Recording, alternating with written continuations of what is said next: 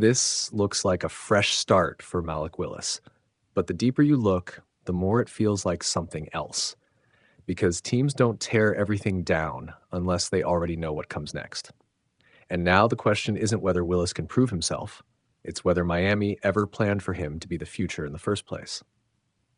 This might be a bigger problem than anyone expected, because Miami Dolphins didn't just bring in Malik Willis to start, they might have brought him in knowing he won't last. And if that's true, this isn't an opportunity, it's a setup. Right now, Willis is walking into what looks like a chance to finally prove himself. New team, fresh start, a shot at being QB1. But look closer, and the situation feels completely different because this isn't a team building around him. This is a team tearing everything down. Tyreek Hill, gone. Jaylen Waddle, traded. Tua Tagovailoa no longer in the picture. This isn't retooling. This is a full reset. And that changes everything because now Willis isn't stepping into support. He's stepping into a vacuum. And this is where it gets interesting. Some analysts are already saying the quiet part out loud, that this might not be about Willis being the guy at all, that this could be temporary, a bridge, a placeholder, someone to hold things together while the real plan develops. And that plan, it might not include him because the expectation around the league is simple. Miami struggles this year. They draft a quarterback next year, and a few games into that season, Willis is out. That's the projection, not improvement, replacement. And that's a tough reality because if that's the internal timeline, then everything Willis does this year gets viewed differently. Every mistake, expected. Every win, nice, but not part of the long-term plan. And that's almost impossible to play through. But here's the problem.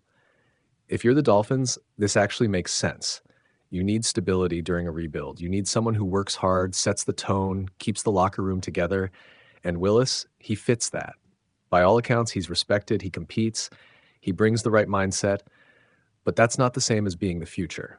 And that's the gap, the uncomfortable one. Because you can value a player and still plan to move on from him. And this is where it starts to feel off. Because if Miami already knows what it wants long-term, why not just commit to it now? Why not draft a quarterback immediately? Why not fully embrace the rebuild? Some voices are already pushing that idea that the Dolphins should still be scouting quarterbacks in this draft, even after signing Willis, which tells you everything. Because when a team signs a QB and people still expect them to draft another one right away, that's not confidence, that's insurance.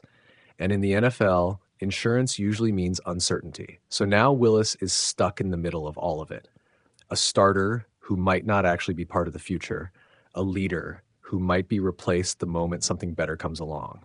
And the hardest part, he probably knows it. So the question now isn't just whether Malik Willis can succeed in Miami. It's whether success would even change the plan if the Dolphins have already made up their minds.